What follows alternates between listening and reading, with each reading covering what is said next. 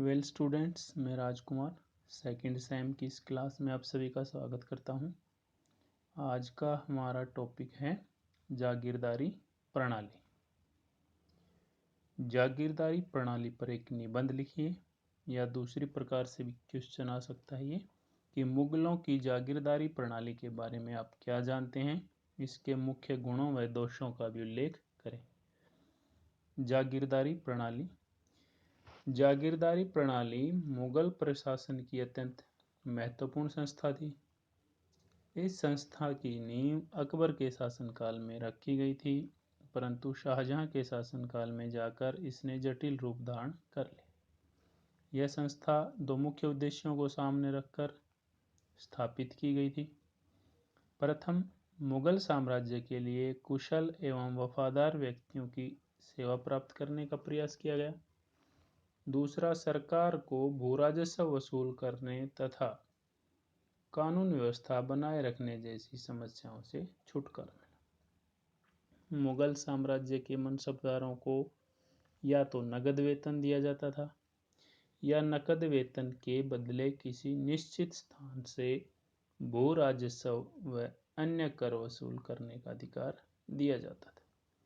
उस भूमि खंड को जिसका राजस्व किसी मनसबदार को उसकी राजकीय सेवाओं के बदले में निश्चित अवधि के लिए दिया जाता था, जागीर कहा जाता था, तथा इस समस्त प्रबंध को जागीरदारी कहा जाता था। जिस मनसबदार को जागीर दी जाती थी वह जागीरदार कहलाता था।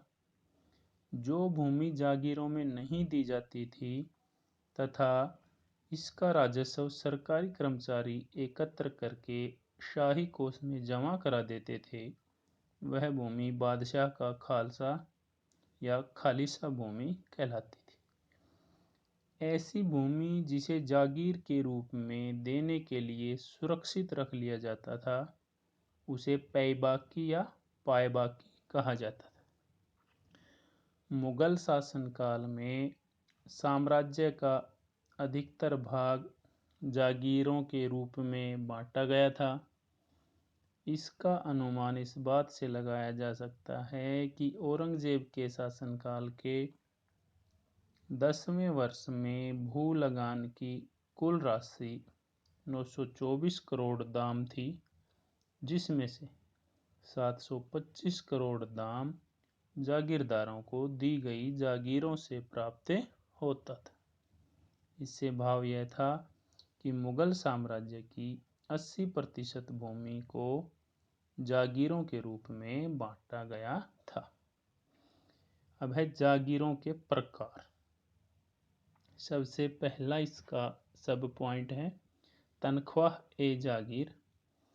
ये वे जागीरें थी जो मनसबदारों के वेतन के बदले दी जाती थी। इन्हें जागीर ए तनख्वाह भी कहा जाता था। सेकंड है वतन जागीर। ये वे जागीरें थी जिनका स्थानांतरण नहीं किया जा सकता था।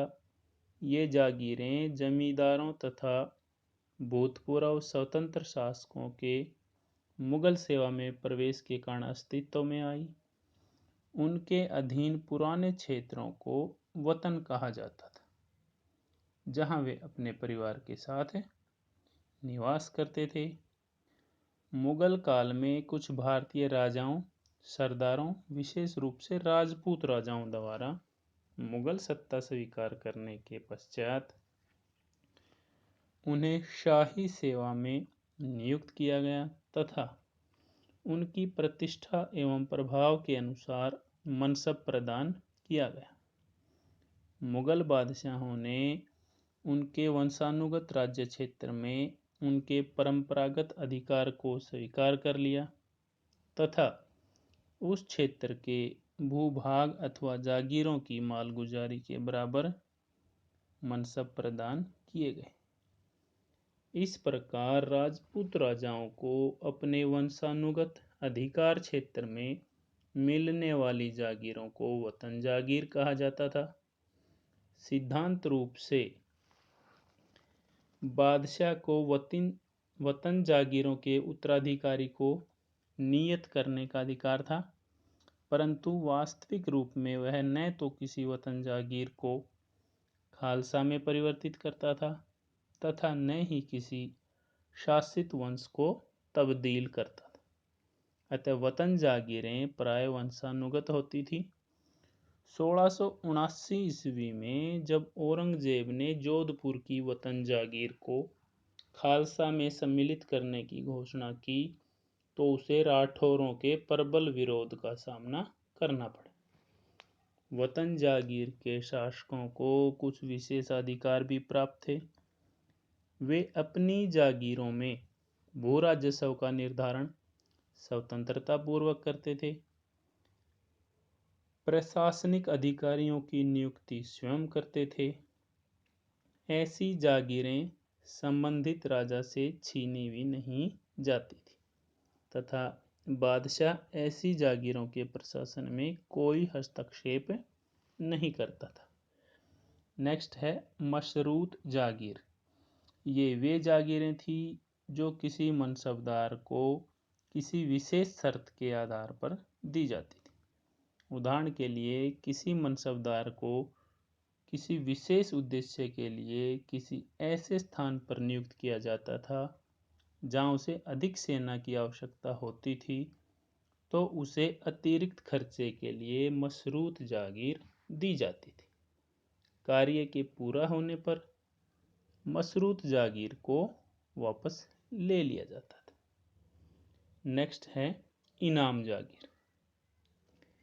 ये वे जागीरें थी जो बादशाह मनसबदारों को उन द्वारा मुगल साम्राज्य को की गई विशेष सेवा के कारण इनाम स्वरूप प्रदान करता था। संतों, विद्वानों या धार्मिक संस्थाओं को इनाम के रूप में दी गई जागीर मदद ए माश कहलाती थी। नेक्स्ट है अल्तमगा जागीर। इन जागीरों का प्रचलन मुगल बादशाह जहांगीर ने किया था। ये जागीरें उन गैर जमींदारों को दी गई जिन्हें वतन जागीरें प्राप्त नहीं थी। ये जागीरें मनसबदारों को उनके जन्म स्थान अथवा उनके परिवार के निवास स्थान पर दी गई। ये जागीरें स्थायी तौर पर दी जाती थी। ऐसी जागीर बहुत कम थी क्योंकि ये केवल उन मनसबदारों को दी जाती थी जिन पर बादशाह की विशेष कृपा दृष्टि होती थी। नेक्स्ट है अब दूसरा पॉइंट है इसका जागीरों का विभाजन। मुगल शासनकाल में जागीरदारों में जागीरों का विभाजन इस प्रकार से किया जाता था कि उन्हें उनके वेतन के बराबर आय प्राप्त हो सके। यदि उन्हें दी गई जागीर से उनके निश्चित किए गए वेतन से कम आय होती थी तो वह अपने कर्तव्यों का पालन पूरी तरह से नहीं कर सकता था। अतः जागीरदारों को उनकी दी गई जागीर से जितनी कम आय प्राप्त होती थी उसके बराबर या तो उसे केंद्रीय सरकार द्वारा नकद वेतन दिया जाता था अथवा उस मूल्य के बराबर उसे अतिरिक्त जागीर दी जाती थी। यदि किसी जागीरदार की आय उसके निश्चित किए गए वेतन से बढ़ जाती थी तो उस मूल्य के बराबर की जागीर वापस ले ली जाती थी। तीसरा है जागीरों का स्थानांतरण। जागीरों का स्थानांतरण मुगल प्रशासन की एक अन्य विशेषता थी। वतन जागीरों को छोड़कर से सभी जागीरों को स्थानांतरित किया जाता था। किसी भी जागीरदार को किसी एक स्थान पर 3 या 4 वर्षों से अधिक नहीं रहने दिया जाता था। इसका मुख्य उद्देश्य यह था कि कोई भी जागीरदार स्थानीय लोगों में अपना प्रभाव न बढ़ा सके। ऐसा करना मुगल साम्राज्य की एकता एवं सुरक्षा के लिए आवश्यक था। जब किसी मनसबदार को किसी प्रांत में किसी विशेष कर्तव्य के लिए भेजा जाता था तो उसे वहां जागीर दी जाती थी तथा उस कर्तव्य के पूरा होने पर उसे किसी अन्य स्थान पर जागीर दे दी जाती थी। जागीरों के स्थानांतरण के कारण जागीरदार देश के किसी भी भाग को अपना नहीं कह सकते थे तथा वे पूर्ण रूप से बादशाह की इच्छा पर निर्भर करते थे। चौथा पॉइंट है जागीरदारों के कर्तव्य। जागीरदारों को मुगल शासनकाल में अनेक कर्तव्य निभाने होते थे। वह अपने अधीन जागीर में से भू राजस्व एकत्र करता था। इसके अतिरिक्त वह कुछ अन्य कर भी एकत्र कर सकता था जिसकी अनुमति बादशाह ने दी हो। उसे यात्रियों की सुविधा के लिए राजमार्गों पर सराय बनाए जाने का कार्य भी सौंपा जा सकता था। जागीरदार प्राय मनसबदार ही होते थे, इसलिए उनके अधीन एक सैनिक टुकड़ी भी होती थी। वे अपनी अपनी जागीरों में सैनिक एवं राजस्व प्रशासन के साथ साथ ग्रामीण क्षेत्रों में शांति एवं व्यवस्था स्थापित करने का भी कार्य करते थे। इसके अलावा वे राजमार्गों की सुरक्षा पर भी ध्यान देते थे।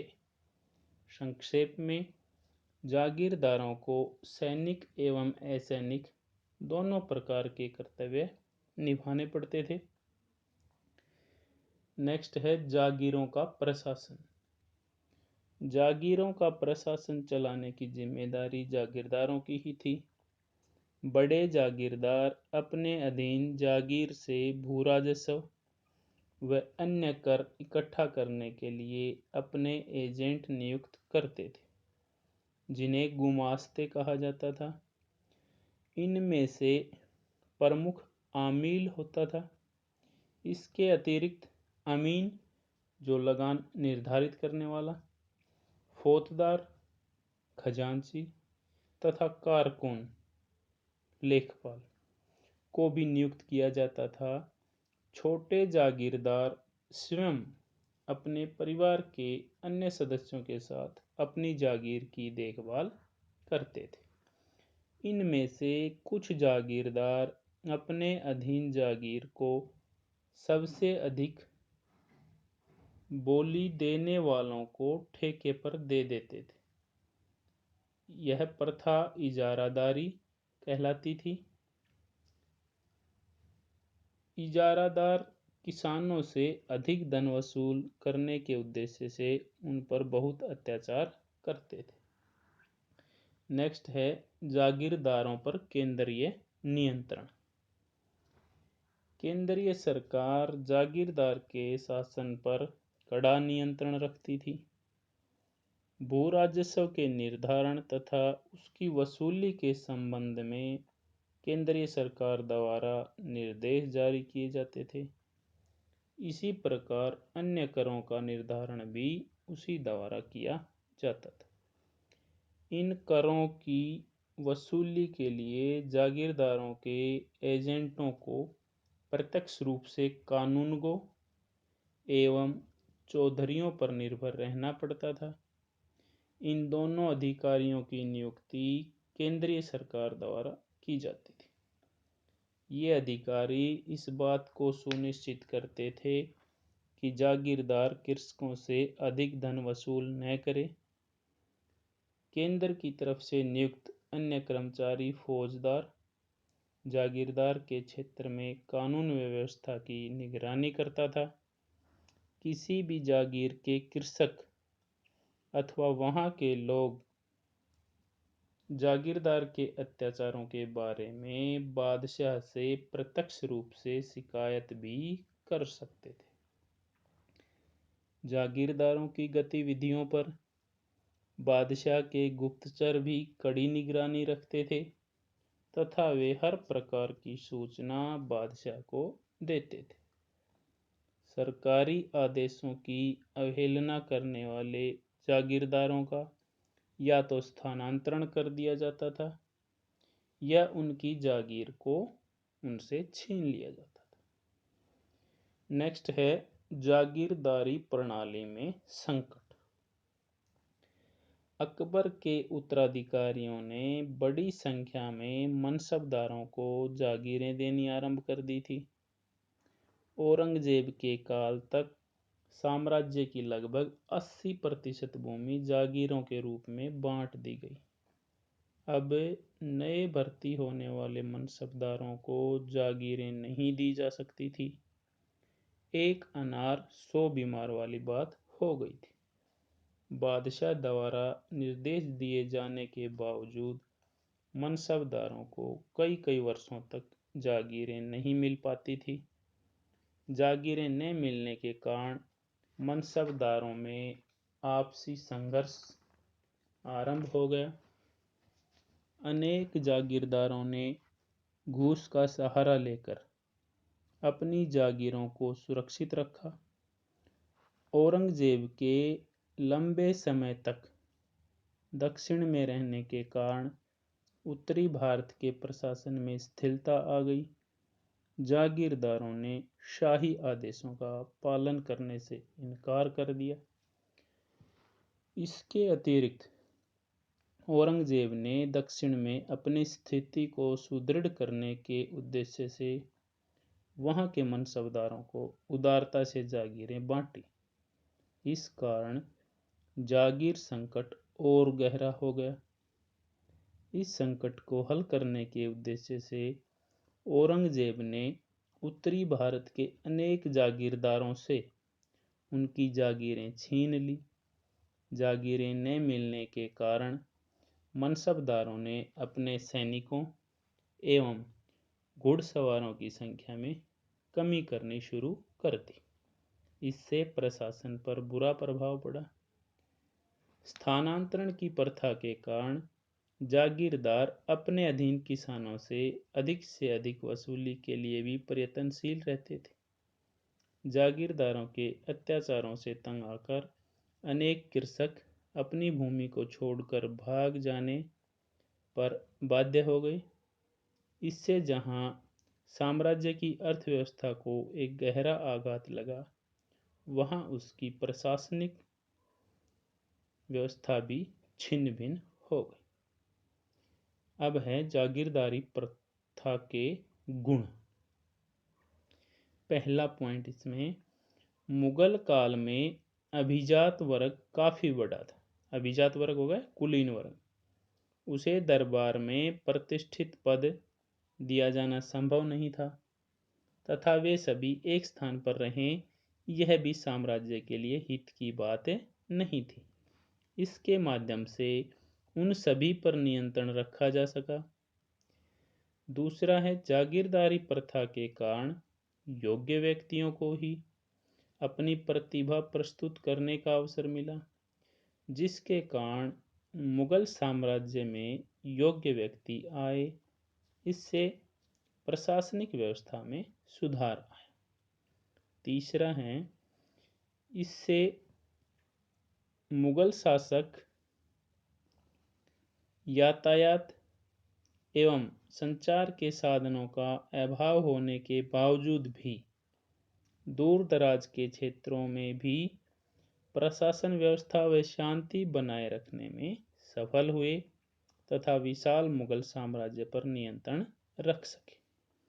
नेक्स्ट है, कम से कम खर्च में बढ़िया प्रशासन चलाना मुगल काल की एक प्रमुख विशेषता थी।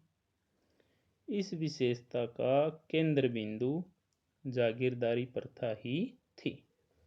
जागीरदार अपने क्षेत्र में मात्र कर एकत्रित करने वाले नहीं होते थे, बल्कि वे प्रशासक भी थे।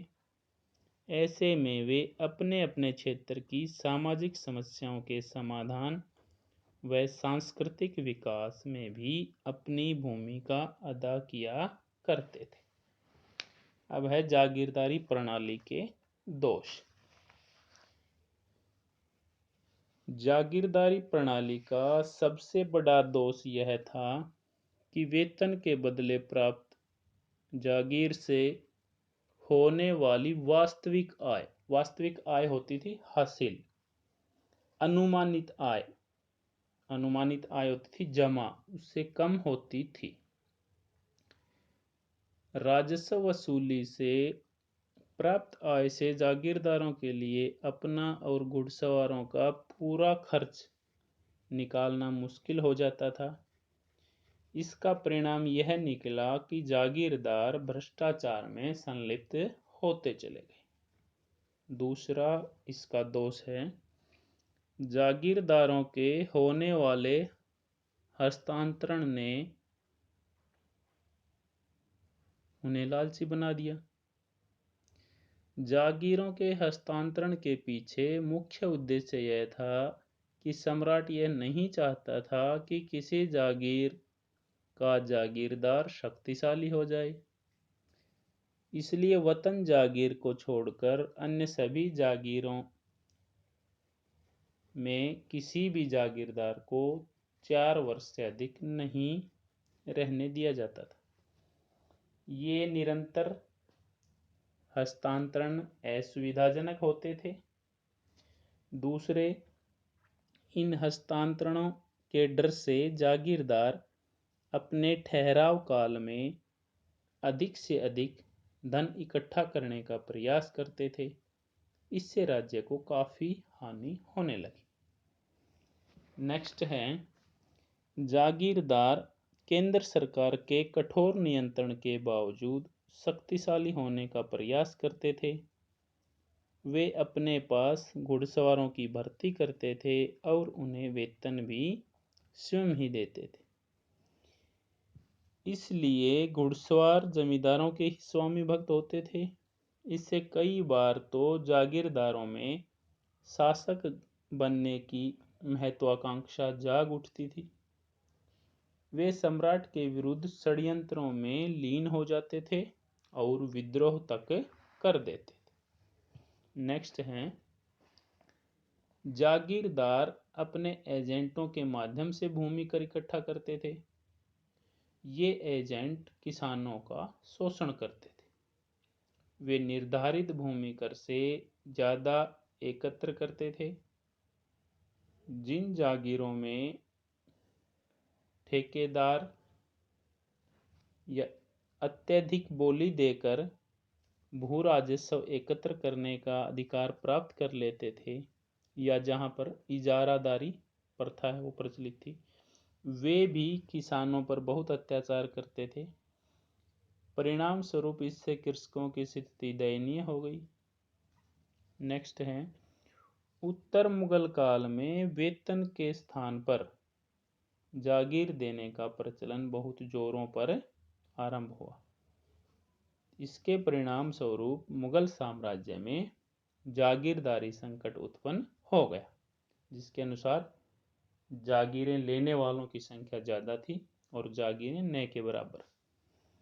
नेक्स्ट है, जागीरदारी प्रणाली के कारण मुगल साम्राज्य की आर्थिक स्थिति दयनीय हो गई। अकबर की मृत्यु के बाद खालिसा भूमि में से मनसबदारों को जागीरें दी गई। इस भूमि से सरकार को बहुत आय होती थी, परंतु जागीरों के उदारतापूर्वक बांटे जाने से खालिसा भूमि कम हो गई। इससे राज्य की होने वाली आय में भी कमी आ गई। इसका परिणाम यह निकला कि केंद्रीय राजकोष खाली होता चला गया। नेक्स्ट है, अधिकतर जागीरदारों के पास बहुत धन दौलत होती थी। दूसरे, उन्हें जागीर पैतृक तौर पर या वंशानुगत तौर पर नहीं दी जाती थी। उन्हें पता होता था कि उनकी मृत्यु के पश्चात उनकी समस्त धन संपत्ति केंद्रीय खजाने में मिला ली जाएगी। इसलिए वे अपने जीवन काल में ही जागीर से प्राप्त आय को अपने ऊपर खर्च कर देते थे। वे रात दिन भोग विलास का जीवन व्यतीत करते थे। इस प्रकार वे विलास प्रिय जीवन से जागीरदारों का चरित्र भी दूषित हो गया, जिससे मुगल प्रशासन में अकुशलता आरंभ हो गई। नेक्स्ट है, जागीरदारी प्रणाली मुगल साम्राज्य के पतन का भी मुख्य कारण बने। औरंगजेब अपने शासनकाल के अंतिम 25 वर्ष दक्षिण भारत में शांति व्यवस्था स्थापित करने में ही लगा रहा। इसके लिए उसे भारी संख्या में मनसब बांटने पड़े। इससे जागीरदारों को वेतन देने के लिए खजाने में धन नहीं बचा। अब सम्राट द्वारा वेतन के बदले जागीरें बांट दी गई, जिससे जागीरें भी समाप्त हो गई। परिणाम स्वरूप जागीरदारों में जागीर प्राप्ति के लिए आपसी संघर्ष एवं षड्यंत्र शुरू हो गए, जिससे मुगल साम्राज्य में अशांति एवं अराजकता उत्पन्न हो गई। इस प्रकार जागीरदारी प्रणाली मुगल साम्राज्य के लिए बहुत हानिकारक सिद्ध हुई। आज के टॉपिक में इतना ही। Okay, thank